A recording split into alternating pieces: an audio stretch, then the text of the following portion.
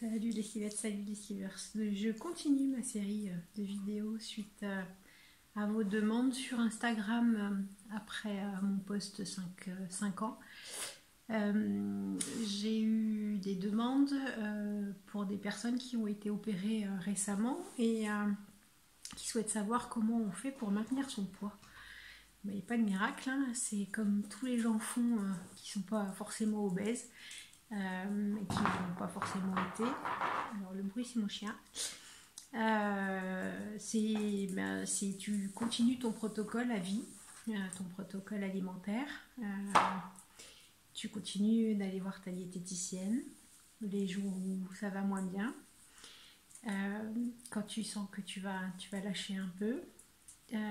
Donc c'est une hygiène de vie alimentaire avant tout.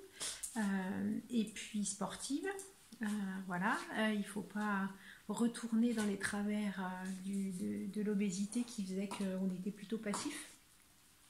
Il faut être actif. Donc pour moi, c'est... Alors, niveau hygiène de vie, j'ai un petit peu merdé ces derniers temps. Voilà, c'est pas bien. C'est pas pour autant que j'ai pris du poids. Alors après, il y a aussi le métabolisme, je pense, qui se modifie. Je vous donne un exemple. Avant, quand j'avais des soucis, quand j'étais pas bien, j'avais tendance à boulotter, bien sûr, et puis du coup à stocker.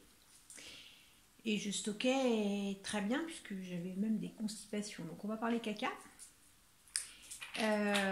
Maintenant, quand je sens que je vais pas bien, donc j'en ai parlé dans ma vidéo précédente, j'ai eu des antidépresseurs qui m'ont collé des diarrhées. Depuis que je ne prends plus les antidépresseurs, à chaque fois que j'ai une angoisse, un stress, je me vide. Voilà. Donc ce que je faisais pas, mon corps faisait pas ça du tout, réagissait pas du tout comme ça avant, quand j'étais obèse. Donc depuis que j'ai perdu du poids, mes angoisses, elles se passent en me vidant, alors qu'avant mes angoisses, elles se passaient en me remplissant. Voilà, donc j'ai inversé la tendance et j'ai inversé le mode de fonctionnement de mon corps. Donc ce qui se passe ici joue ici, voilà, ou ce qui se passe ici peut intervenir aussi là. Donc voilà, alors autrement au niveau hygiène alimentaire, bien sûr, je prenais pas de petit déjeuner avant, je prends systématiquement un petit déjeuner maintenant. Je fais mes 3 repas par jour. Si vraiment j'ai une fringale dans l'après-midi, je fais une collation. Mais je suis pas... Alors je grignote, hein, je l'avoue, mais à coup pas de temps en temps. Voilà, il y a des bons becs à la maison et je remange des bons becs.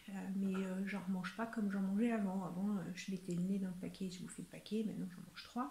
Et puis de toute façon, ça me rappelle à l'ordre très rapidement. Alors c'est bizarre parce que normalement, avec la sleeve, on fait pas de dumping. Mais moi, ça me rappelle alors très rapidement quand je mange trop sucré, trop salé, je refais à nouveau des malaises, des micro-malaises.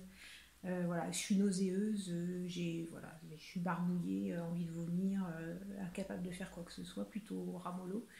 Donc voilà comment moi, mon corps réagit pour mon maintien de poids. Donc je suis à 5 ans post-op.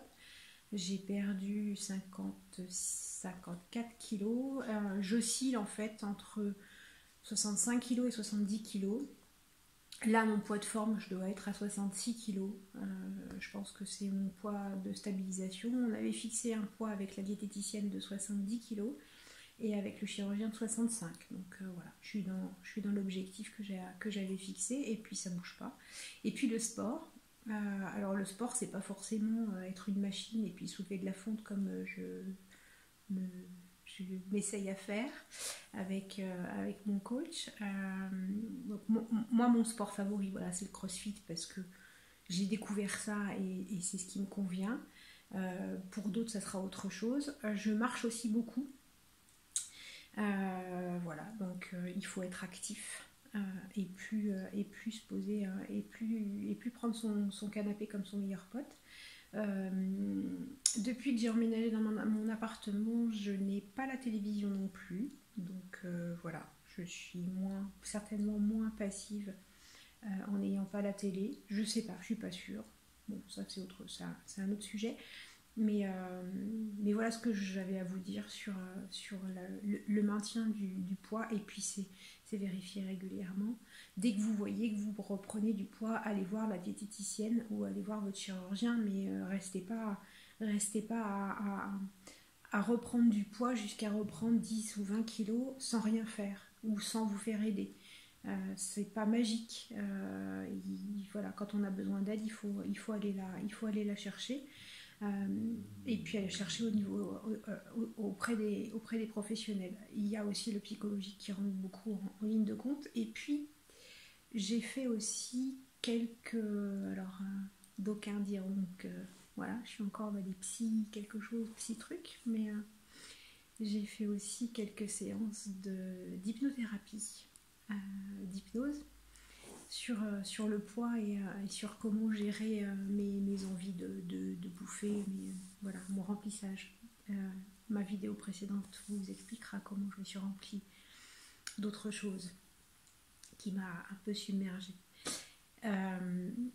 Mais voilà, ça peut être aussi une solution de faire quelques séances d'hypnose pour essayer de comprendre pourquoi on avait pris du poids déjà, et puis comment on fait pour évacuer cette raison, voilà, ce qui a fait qu'on stockait.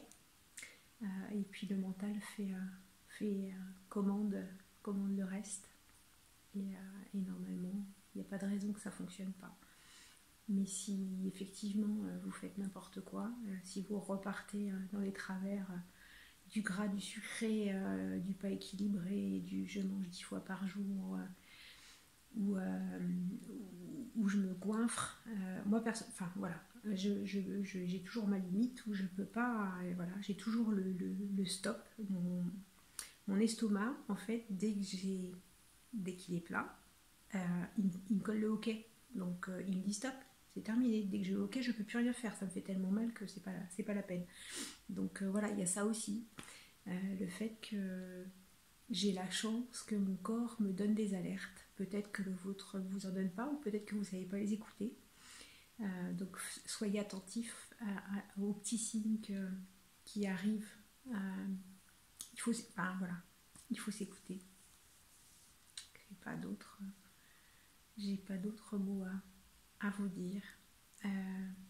Je sais que ce que je vous dis, il faut que je me l'applique aussi pour d'autres sujets, mais concernant la perte de poids et l'alimentation, là-dessus je m'écoute plutôt bien. Sur le reste, voilà, c'est autre chose. Voilà, et ben écoutez, je vous dis à plus dans le bus, puis à une prochaine vidéo.